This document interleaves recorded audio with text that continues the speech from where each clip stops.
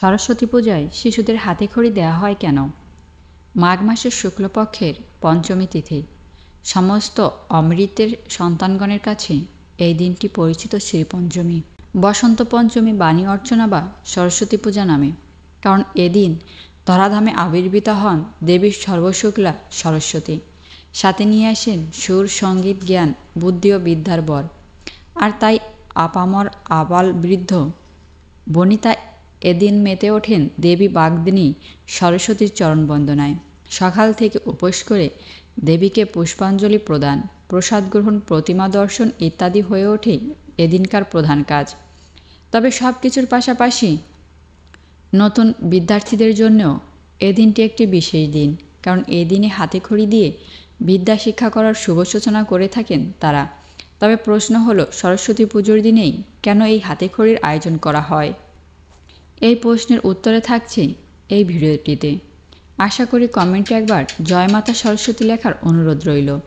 বৈদিক দেবী সরস্বতী জ্ঞানদায়িনী ও সর্বশুক্লা।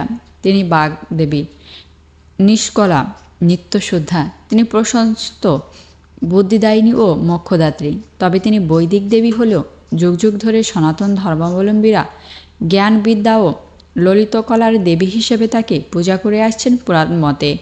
তাই সরস্বতী পূজা কবে থেকে সনাতন ধর্মাবলম্বীদের সমাজে প্রচলিত হলো তার সঠিক কোনো ইতিহাস পাওয়া যায় না। একইভাবে সরস্বতী পুজোর দিনে হাতেখড়ি দেওয়ার ইতিহাসও অনেকাংশেই অস্পষ্ট। সরস্বতী পুজোর দিনে তারা পূজা অর্চনা এবং পুষ্পাঞ্জলি প্রদানের পাশাপাশি কোমলমতি শিশুদের হাতেখড়ি দেওয়ার বিষয়টিও সমানভাবে গুরুত্ব পায় সনাতন ধর্মাবলম্বীদের মধ্যে। পুজো সমাপনের পর পুরোহিত মহাশয় নবপড়ুয়াকে কোলে তুলে নিয়ে শুরু করেন হাতেখড়ি। একটি পাথুরে স্লেটের সাদা চক দিয়ে শিশুর হাত দিয়ে লেখানো হয় সরেয়া সরেয়া ক এবং খ। আর এই আনুষ্ঠানিকতার মাধ্যমে সম্পন্ন হয় হাতেখড়ি প্রদান, শুরু হয় একটি শিশুর বিদ্যারম্ভ।